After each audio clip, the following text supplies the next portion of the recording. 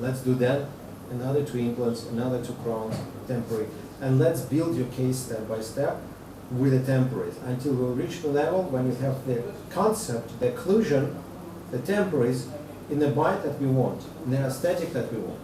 And then there are temporary materials, like I can print the next set of temporaries. For 1 or 2 years they'll be perfect. Yeah. And they can change them gradually, step by step. So this technology helped me to help patients to spend money less. I know, but a lot of patients want now. Yesterday, Okay. maybe.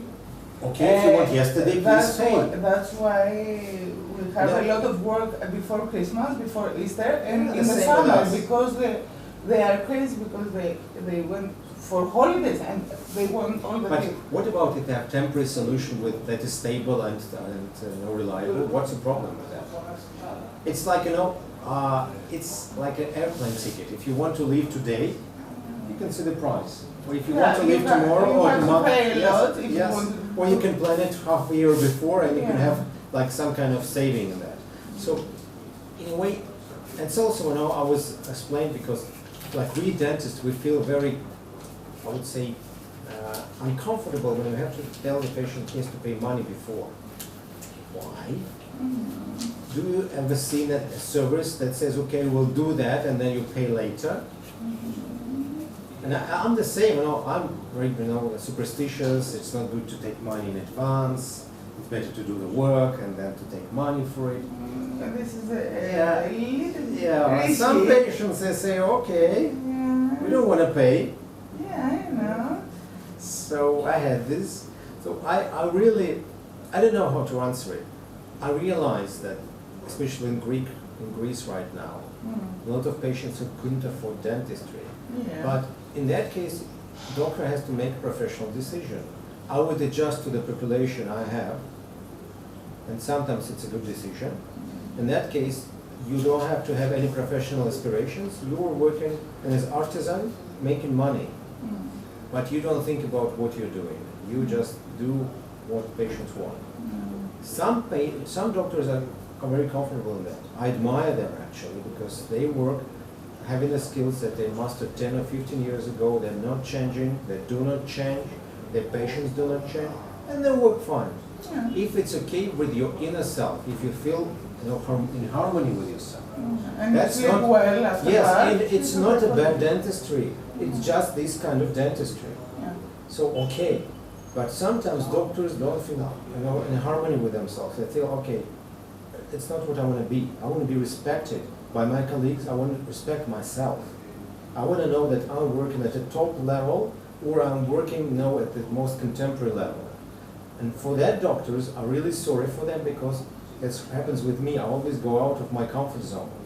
Like, I started to master verteprep, started to use it. I remember first prep with magnification. Wow, it was awful.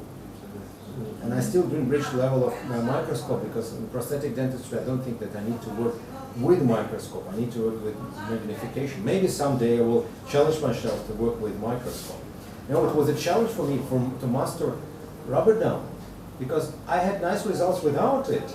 But I knew that I want to respect myself. Maybe some scientific research tells that the longevity of the veneers is the same whether you use the rubber dam or not. I can agree with that, but at the same time I know that I won't be able to respect myself if I don't use rubber dam. And it requires effort to master it. So every time I challenge myself that, like this axiography, I can do without it, but I know that I will respect myself more. If I would have this equipment, then I will master this equipment. And that will help me to say, okay, I'm not only a dentist, I'm something more. I know my patient better than others. So that's up to the inner self. It's not about your patients will dictate, because if you are like that, and if you are sincere with yourself that, yeah, I want to be this dentist, that's my path. Otherwise I will be an unhappy dentist or sad dentist. You will find the patients who think the same. You will find the patients who say, okay, well, imagine you're going on a Greek island. There are two sets of people. One says, okay, sand, sea, good food, I can stay in a shitty bungalow because I will spend all the nights there. And for me, it doesn't matter the service, the cleanliness. Yeah, I will sleep. go on the beach and that's it. Yeah. Others say, no. I want to go and stay in luxury hotel. Yeah. I want to have service. I want to have clean towels, nice bathrobe, very comfortable sleepers. I want to have very nice posh bed. Okay, an island, it can offer this both of it. Yeah. So imagine like a person sits in a luxury hotel, he's an owner, and says, no, Greek population will never go, Greek people will never go to this hotel, they don't care. Normally they save money. Maybe he's right, but in a way he is starting to nurture the people, the clients, who will value what he's offering. That's what I think.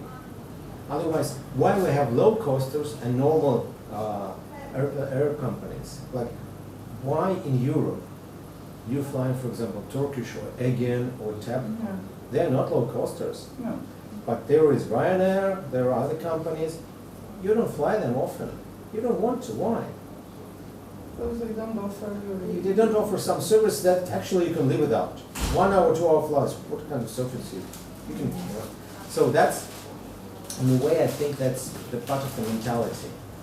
And I think that when you start, what I did, that with every patient I work, I start, first of all, I'll explain them that I choose that. It was once funny story. Patient came to me and I was just promoting a treatment plan. He said, okay, I will have it. And I said, okay, 10% discount from the treatment plan. He said, why? I didn't ask for it. I told him, well, you didn't fuck my brain. I want to thank you for that. So, okay, I realize. And then next appointment, he starts asking questions. I said, okay, I see. First appointment was maybe a mistake. Maybe I'll just, we'll go back to the original price. I said, I see what you get. All right. So it was okay.